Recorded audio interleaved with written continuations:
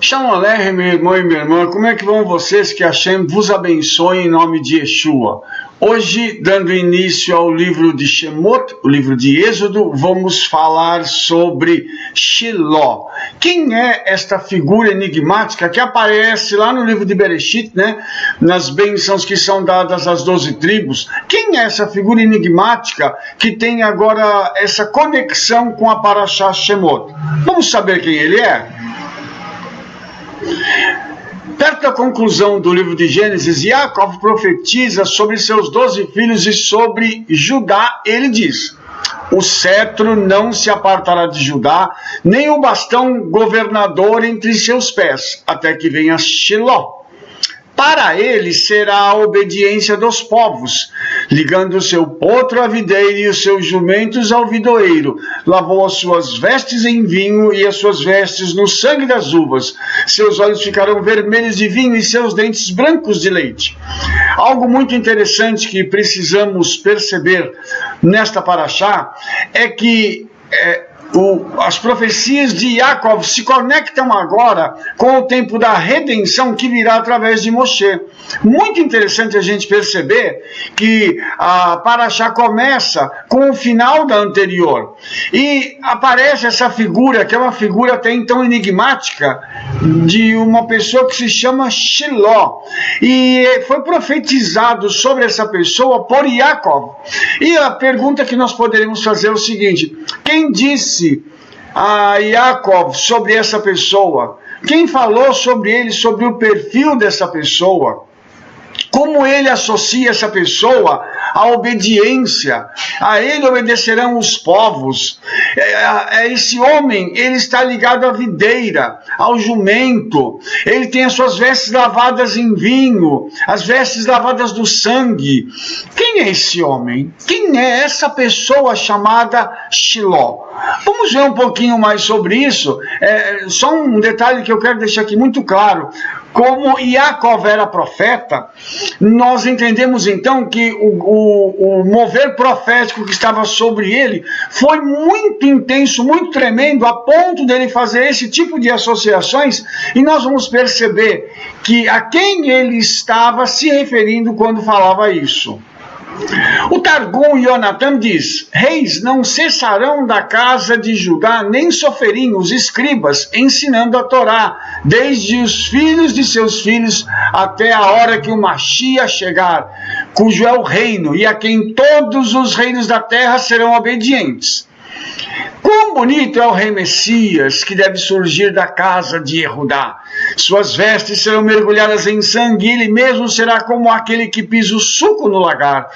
Mais bonitos são os olhos do rei Mashiach para contemplar do que o vinho puro. Eles não olharão para aquilo que é imundo, ou o derramamento do sangue dos inocentes. Seus dentes são empregados de acordo com o preceito, em vez de comer as coisas da violência e da rapina. Seus montes serão vermelhos de videiras, e as suas lágrimas como o seu vinho. E os montes serão brancos como muito trigo e rebanho de ovelhas. Amados, o Targum Yonatan aqui faz uma descrição de quem é Shiló, que é o Mashiach. Muito interessante essa associação, então, que o Targum Yonatan está fazendo entre as duas pessoas. E isso nos mostra o seguinte, que existirão características do Messias que estão ligadas a Shiló, e essas características aqui, elas precisam aparecer em um homem no meio da história de Israel. Ou seja, o que está escrito tem que se cumprir na vida de alguém. E é impressionante como a tradição rabínica vai falando dessa pessoa, vai falando desse homem neste caso, e vai atribuindo a ele características que depois certamente transbordariam numa pessoa. E a gente vai descobrir ao longo desse vídeo em quem isso tudo se cumpriu. O Targum identifica assim Shiló com Mashiach. Incrivelmente, Shiló tem a mesma gematria de Moshe. Olha só que coisa interessante. Se Shiló tem a mesma gematria de Moshe, assim como Moshe foi o salvador do povo de Israel, Mashiach ou Shiló também será. Como Shiló está ligado a Mashiach, então essas três figuras, que na realidade são duas, né? Porque Moshe e Shiló e Mashiach são uma mesma pessoa. Moshe é o primeiro Salvador e Shiló ou Mashiach vai vir depois e se manifestar como um Salvador do povo de Israel.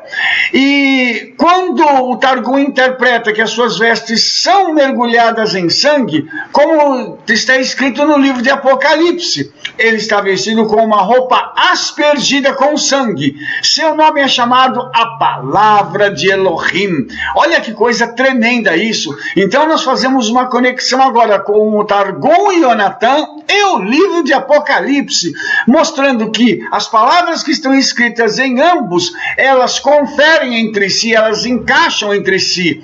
Ou seja, algo que foi dito lá atrás pelos nossos sábios, depois foi revelado a Yohanan, quando ele foi arrebatado lá na ilha de Patmos, e ele vê essa figura que é Yeshua vestido com essa roupa aspergida com sangue.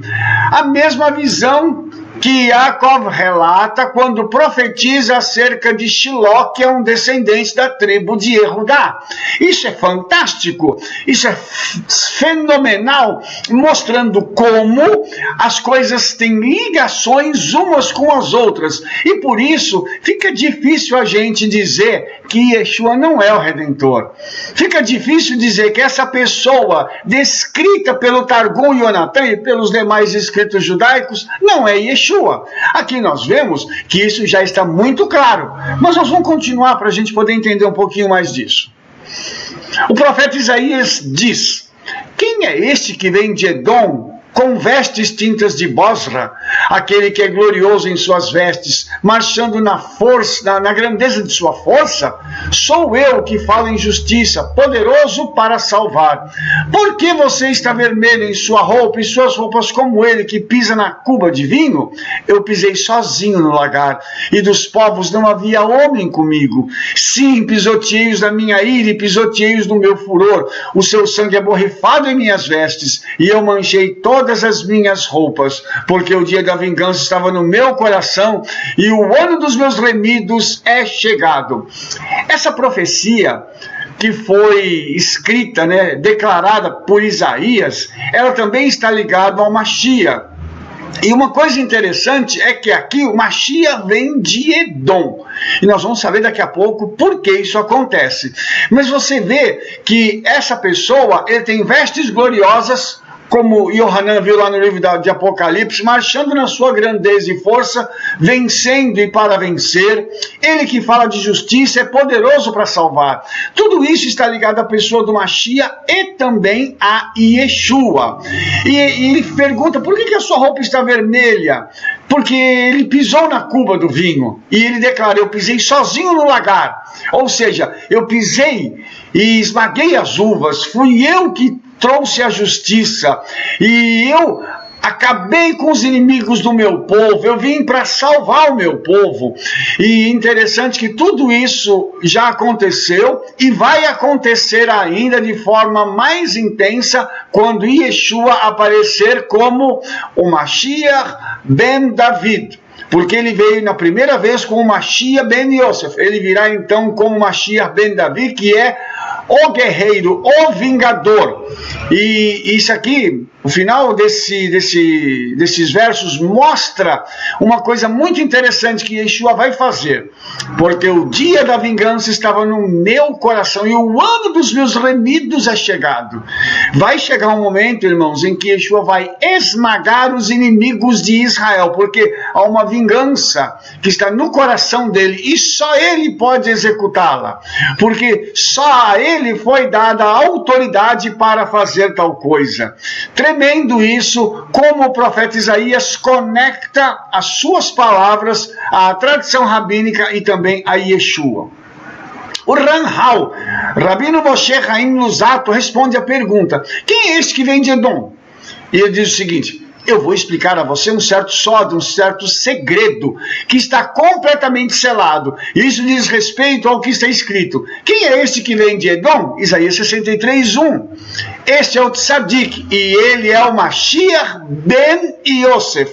Então, perceba que coisa sensacional que o Rabino Moshe Chaim Luzzatto está nos dizendo. Ele está declarando que essa figura de Isaías 63:1, que nós já vimos que pode ser associado a Yeshua, é o Mashiach ben Yosef, é o Mashiach sofredor.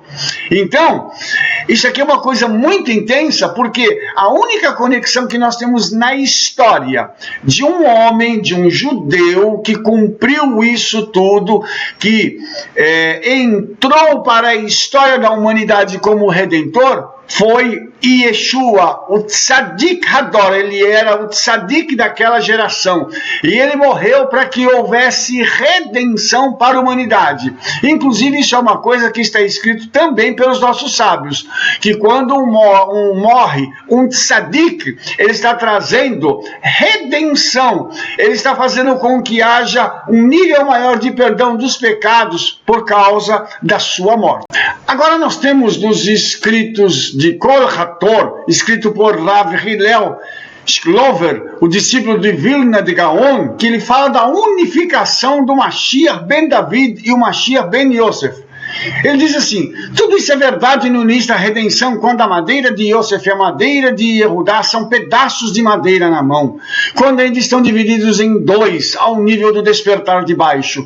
Não há a redenção completa, no entanto, quando os dois pedaços de madeira se tornaram um na minha mão, a mão do Eterno. Então os dois Meshichim serão como dois amigos inseparáveis. Eles terão se tornado um, eles terão se tornado o Rei Mashiach, que está no nível do amigo confiável, do Redentor final, Moshe Rabbeinu, que ele descanse em paz.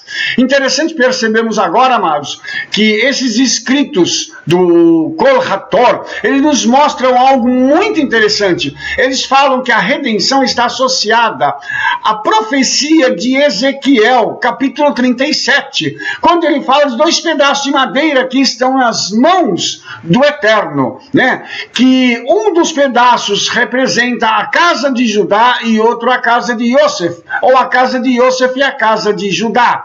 Isso é muito interessante, porque quando eles se unificam, eles se transformam em um só. Isso são uma representação de dois povos, mas também Kol HaTor interpreta isso como a figura do Mashiach. Ou seja, o Mashiach em dois momentos, Mashiach ben Yosef e Mashiach ben David, que eles depois se unificarão em um só trabalho, em uma só direção, para trazerem então a redenção de forma plena à nação de Israel. Isso é muito interessante, porque tanto um quanto o outro, segundo o profeta Ezequiel, estão na mão do Eterno. Ou seja, quem comanda todo esse movimento histórico dentro da humanidade é o Eterno. E isso é uma coisa muito interessante, porque isso está associado ao Rei Mashiach. E nós já vimos pelos escritos rabínicos e pelas profecias de Isaías que Yeshua é esse Rei Mashiach. E ele aqui, ele é colocado em paralelo com Moshe, nosso mestre, por isso ele é chamado de Rabbeinu. Então, assim como Moshe deu início à redenção da nação de Israel, tirando-os do Egito, Mashiach fará esse mesmo processo, só que em duas etapas. Continuando então nessa Parashat Shemot, nasce o primeiro Redentor de Israel, e um esforço para salvar a sua vida. Ele está escondido numa cesta, uma teivá, entre os juncos do Nilo, e é descoberto pela filha do faraó. Depois que ele foi desmamado, ele foi adotado no palácio egípcio. A criança nasceu e ela o trouxe para a filha do faraó, e ele se tornou seu filho. Ela o chamou de Moshe e disse: porque eu tirei-o das águas. E interessante isso, amados, porque Moshe foi achado, numa cesta, uma teivá, que é a mesma palavra usada para a arca de Noé, onde houve a redenção da humanidade. E assim como Noé e sua família foram tirados das águas, Moshe também foi tirado das águas, e Yeshua inicia o seu ministério quando ele sai da imersão e uma voz diz: este é meu filho amado em quem eu tenho prazer. Muito interessante todas essas conexões que nos levam a compreender o que a redenção significa. E se os irmãos estão lembrados, quando Yeshua fala do fim dos tempos, ele faz uma conexão do momento de sua vinda com os dias de Moshe, falando dessa mesma teivá, dessa mesma arca. Muito interessante entendermos esse passo a passo, para que a gente possa também ter noção da dimensão da redenção, aonde ela chegou e o que ela vai abranger no futuro. Curiosamente, Moshe é um nome comum no Egito e significa nascido ou filho. Portanto, vemos que Moshe não só tem um nome egípcio, mas seu nome está impregnado de conotações idólatras. Como irônico, né, que o Salvador dos judeus seja visto como um deus pelos egípcios. Esse comentário do Rabi Ariekam é muito interessante, porque esse comentário mostra para a gente que tudo aquilo que está na Escritura tem um objetivo, e não é um objetivo primário, ele tem um objetivo local que aponta para o futuro. Isso também vai mostrar para a gente que o Redentor dos judeus, ele teria também um nome que estaria associado aos gentios. Muito interessante isso, muito interessante. A gente vai ver como isso é verdadeiro na história. Por isso, amados, nós precisamos entender a tradição judaica para fazermos as conexões corretas. Quando nós falamos acerca de Yeshua, e tem muita gente que não gosta, existem judeus que acham ruim, que brigam, mas quando nós tomamos a própria tradição rabínica, nós vemos que tudo o que está sendo dito acerca de Yeshua é verdadeiro. Aceitar é uma outra coisa, mas os nossos sábios, eles falam sobre isso. Então, nós precisamos ter a humildade de entendermos que nem tudo para nós é revelado. Então, quando o Eterno traz uma revelação de uma coisa como essa, que é tão intensa e conecta a redenção da humanidade ao seu Redentor, nós precisamos atentar bem para aquilo que estamos dizendo. Com Moshe, Yosef Hatzadik também foi nomeado por um egípcio. O faraó chamou o nome de Yosef de Tzofnat Paner, ou seja, Yosef também, que é uma figura do Mashiach, e nesse caso de Yeshua, também recebeu um nome egípcio, ou seja, a sua verdadeira personalidade estava oculta pelo seu nome egípcio. Olha só que interessante esse dito aqui. Como Yosef, Moshe foi rejeitado por seus irmãos. Êxodo 2,14 diz: quem fez de você um príncipe e um juiz sobre nós? Você planeja me matar como matou o egípcio? Moshe ficou com medo e disse: certamente essa coisa é conhecida. Amados, quando nós lemos estas palavras e nós fazemos a conexão Yosef, Moshe e depois Yeshua, a gente percebe que o que aconteceu com Yosef acontece com Moshe, e o que aconteceu com Moshe aconteceu com Yeshua. A rejeição inicial dos seus irmãos. Veja só que tremendo isso. No princípio eles foram rejeitados pelos seus irmãos, porém algo aconteceu de extraordinário. Apesar da rejeição dos irmãos, o Eterno levanta esses homens, Yosef, Moshe e depois Yeshua, como redentores para salvarem o seu povo. Será que nós paramos para entender, para compreender o quão profundo isso é? Por isso, nós precisamos ter em mente que as escrituras, elas estão sempre se conectando e apontando para o futuro. E eu estou dizendo isso mais uma vez, para que você possa ter isso gravado no seu coração. Aquilo que Yeshua fez já foi nos mostrado através da vida de Yosef e através da vida de Moshe. E o que ele fará também. Por isso, nós precisamos atentar para a escritura e enxergá-la não com os olhos ocidentais, mas com os olhos de um judeu, com olhos de pessoas que entendem a tradição judaica, a tradição rabínica, para fazermos as conexões corretas. A rejeição de Moshe levou à ocultação do Redentor. Aí o Midrash Rabbah comenta o seguinte: meu belo, assim como a gazela aparece e depois desaparece, o primeiro Redentor apareceu e depois desapareceu. Rav Berekia, em nome de Rav Levi, disse: como o primeiro Redentor foi, assim será o Redentor final. O primeiro Redentor foi Moshe, que apareceu para eles e depois desapareceu. O Redentor final também aparecerá para eles e depois desaparecerá, pois ele desaparecerá da vista deles e então aparecerá novamente para eles. Amados, se nós não conseguimos entender o que Rav Berekia escreveu aqui no Midrash Rabbah, então nós estamos perdidos. Porque é impressionante a clareza que esse homem escreve isso, falando de Moshe e depois falando do Redentor final.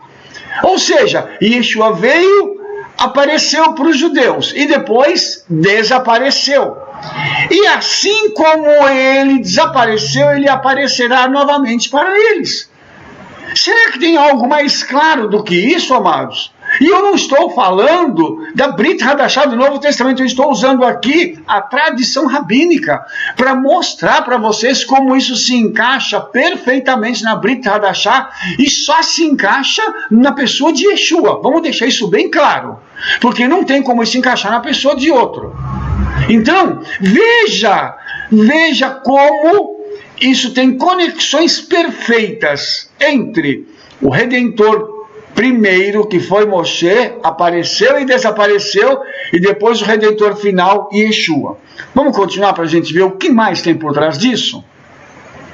Nesse ponto, Moshe Rabbeinu, Redentor, aparece como um egípcio e se escondeu na terra dos gentios.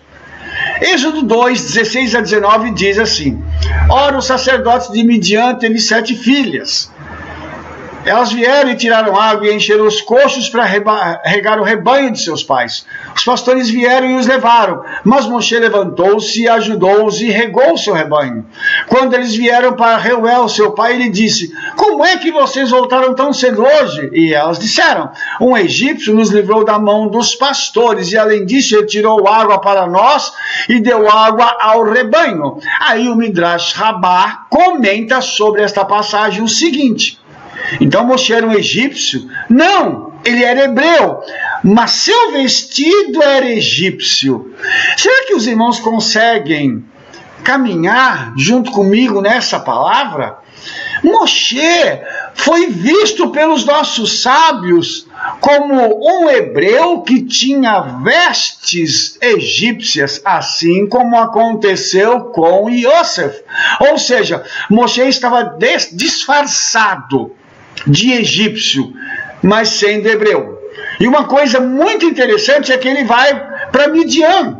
Ele sai do Egito e vai para Midian, para a terra dos gentios, para ali ele receber o seu chamado para redimir o seu povo do Egito. Ora, se essa conexão também não serve para enquadrar Yeshua nessa questão, eu não sei o que faremos mais. Pois isso está muito claro novamente, e mais uma vez a tradição rabínica é que aponta por esse caminho. Rav Shlomo Majeski diz: a definição da crença judaica é aquela que está escrita na Torá. Então, isso define a crença judaica. Essa possibilidade, então, que Mashiach vem e depois da sua vinda e revelação há uma interrupção e então ele completa o processo, isso é encontrado em vários lugares na Torá. Deixe-me mencionar apenas alguns. Um deles é o Midrash Rabbah Shir Hashirim, Cântico dos Cânticos 2:22, do versículo que diz: Domé Dodi Letzivi. E o Midrash diz: assim como um servo é revelado, oculto e novamente oculto. Eu acho que isso significa que quando ele é executado, ele corre entre as árvores. Você vê e então você não o vê. Foi o que aconteceu com Moshe Rabbeinu no Egito. Ele veio e depois ficou oculto por alguns meses. Há diferentes opiniões por quantos meses. E então ele foi revelado novamente e tirou os judeus de Mitzraim. O Midrash conclui a mesma coisa será com Mashiach. Ele será revelado, e então ele será escondido. E então ele será revelado novamente. Veja a clareza do Midrash Rabbah. Mais uma vez apontando através de uma figura de linguagem para uma realidade que nós estamos vendo. A história nos mostra que tudo isso que aconteceu com Yeshua já havia acontecido no passado, mas sempre lembrando que o passado aponta para o futuro. Ou seja, Mashiach será revelado, e então ele será escondido, e então ele será revelado novamente. Não é isso que aconteceu? Qual é a dificuldade que nós temos de crer que Yeshua é o Mashiach? Qual é a dificuldade que nós temos de enxergar isso na pessoa de Yeshua? Ou será que tem algum outro que cumpriu tudo isso para que nós possamos crer nele? Eu acredito que não. Na verdade, o Midrash diz que quando ele estiver escondido, será um momento muito difícil. Essa já é uma nova etapa que eu quero mostrar para vocês. Haverá pessoas que deixarão de acreditar nele por causa disso, e que finalmente ele virá. Esta mensagem também está em Rashi, em Daniel 12:2. O versículo diz: Ashrei Ham Mechachim, são afortunados aqueles que vão esperar por Mashiach. Rashi diz que não se trata apenas de pessoas em geral que esperam por Mashiach. São afortunados aqueles que esperarão por Mashiach depois que ele for revelado, e então ele será escondido e então revelado novamente. Naquele tempo intermediário, afortunados são aqueles que perseveram em sua emuná. Na verdade, Rashi diz que isso é trazido para baixo no Davening, no Sidur, o Yotzer, para Parashah HaKodesh. Qualquer um pode procurar. Está no Rav Yaakov Emden Sidur. Ele diz a mesma coisa. Mashiach virá, será revelado, e então ele será escondido e revelado novamente. Também é encontrado na Parashah desta semana, Parashah Shemot. Rabbeinu Behayem, no final da Parashá, diz: Moshe Rabbeinu veio e então ele foi escondido, e então ele voltou para tirar o Idem, o povo de Mitzraim. Mais uma vez, queridos, eu quero mostrar uma coisa para você. Nós não podemos abandonar a nossa fé em Yeshua. A tradição rabínica diz que afortunados aqueles que esperarão por Mashiach depois que ele for revelado, e então ele será escondido e revelado novamente. Então, quem são os afortunados? Os que perseveram na sua emuná, ou seja, eu não posso largar a minha fé em Yeshua, eu não posso deixar de lado aquilo que eu creio em Yeshua, simplesmente porque A e B me disseram uma coisa ou outra. Pelo contrário, eu preciso continuar firme na minha emuná com Yeshua, e eu preciso carregar isso, porque os nossos sábios dizem que nós somos afortunados por perseverarmos na nossa fé em Yeshua. Entenda isso. Nós que resistimos a todos os ataques, nós que continuamos crendo, pregando a palavra do Eterno, ensinando a palavra, somos afortunados. Por isso é que nós não podemos largar Yeshua por nada desse mundo. E ele escreve que o mesmo será com o Mashiach, dando continuidade àquilo que eu falei, como diz: essa redenção será semelhante à redenção dos tempos de Mitzraim. O Hazam Sofer, um dos maiores mestres de Halahá em nossas recentes gerações, também escreveu em seu Sefer, Torah Moshe, nesta Parashá Shemot. No final da Parashá, ele diz que o fato de Moshe ter desaparecido por 6 meses foi um teste muito grande. O mesmo será Beinei Moshiach Tzidkeinu, e Nelan Ahar Nisgale, nos dias de Mashiach Tzidkeinu, ele será escondido depois que ele for revelado. E precisamos de uma ajuda especial de Hashem para resistir a esse teste. Como foi mencionado anteriormente, o Arizal, no Sefer Sha'ar HaGilgulim, também descreve a mesma coisa, que ele virá e como Moshe Rabbeinu ele irá desaparecer, ir embora, e nós não o teremos. Então ele voltará e tirará todo o idem, né, o povo de Israel da Galut. Amados, prestem atenção novamente no que a tradição judaica está dizendo. Ela está dizendo que quando o Mashiach vier e depois ele desaparecer temporariamente, nós precisamos de uma ajuda especial de Hashem para resistir a esse teste. E Yeshua disse, eu vou, mas não vou deixar os órfãos. Deixarei com vocês quem? O Ruach HaKodesh, o Espírito Santo, para que ele possa nos dar essa força, essa direção, a revelação, para que nós continuemos firmes na nossa caminhada junto com o nosso Mashiach Yeshua. Então, nós estamos esperando que o Mashiach, que Yeshua, venha para nos buscar, com toda certeza, mas devemos nos lembrar que é necessário, é mister continuar firme, para que Yeshua venha para nos tirar desse tempo de tribulação, desse tempo de ódio, desse tempo de abandono das Escrituras. Fique firme, não vacile por nada, porque haverão pessoas que negarão Yeshua, haverão pessoas que debandarão para fora da restauração de Yeshua, abandonarão o Mashiach e trocarão ele por nada. Essas pessoas não podem ser chamadas de felizes, de bem-aventuradas, de ditosas. Mas nós que resistimos até o fim, sim, a nós cabe o prêmio. Então, fique firme, meu irmão e minha irmã, porque Shiloh, o Mashiach, está conosco todos os dias, aleluia. Como o primeiro Redentor foi, então o Redentor final será. Como o primeiro Redentor foi escondido no polo oposto de Israel, o Egito, também deve Mashiach ser escondido em um posterior polar oposto de Israel, que é Edom. E na literatura rabínica, Edom é um termo para o cristianismo. Então a tradição judaica diz, Mashiach está escondido no cristianismo, como Yosef e Moshe foram escondidos no Egito. Uau! Maravilha! Será que agora a gente está entendendo isso de uma forma mais clara? Isso que eu estou mostrando para os irmãos são ditos da tradição judaica. A tradição judaica, os nossos sábios admitem que Mashiach está escondido no cristianismo. Quem é aquele que está escondido no cristianismo?